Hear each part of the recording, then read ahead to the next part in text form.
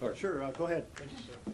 If we come to November 1st and this contingency fund has not been released, no legislation has been passed to cover SNAP and countless other benefits being affected during the shutdown, will you urge your Democratic colleagues to reopen the government and continue hard negotiations on fighting for health care in regular order? I'm convinced that after this press conference, you're going to write such powerful stories to spread the word all across America that the president has the funds right now for kids, that those kids are going to get that funding. Those seniors are going to get that funding. I'll defer to any of my colleagues who would like to add anything to that. Yes, sir. Thanks for Kyle from Fox News.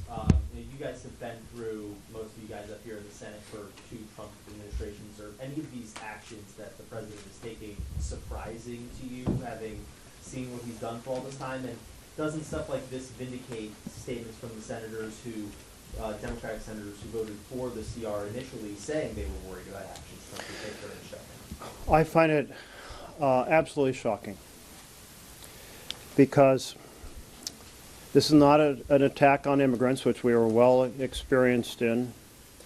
This is an attack on the most vulnerable families in America. And this is not because either side can say, well, legislation needs to be passed in order to fund this program, because the legislation was already passed to fund this program. The money is sitting in the federal treasury, $5.5 billion.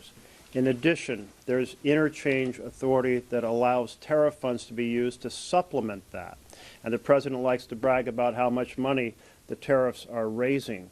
So the idea that you're going to use babies, children, vulnerable families, seniors as pawns and take away food for a month in a negotiation, I find it absolutely stunning, beyond anything else I've seen from this administration. Maybe anyone else want to jump on? If not, I will just say in the last Trump shutdown, you didn't see this kind of conduct. They didn't riff federal employees for what the court just said was political retribution. You didn't see them ignoring the law when it comes to food and nutrition programs. So it was bad in the first shutdown, first Trump shutdown. That was 35 days. Now we're in the second Trump shutdown. And this is why we have repeatedly voted, as we've said, to reopen the government, but without giving Donald Trump a blank check to continue lawless activity, and to make sure that we avoid the health care crisis that is upon us. Thanks. all right. Well, thank you.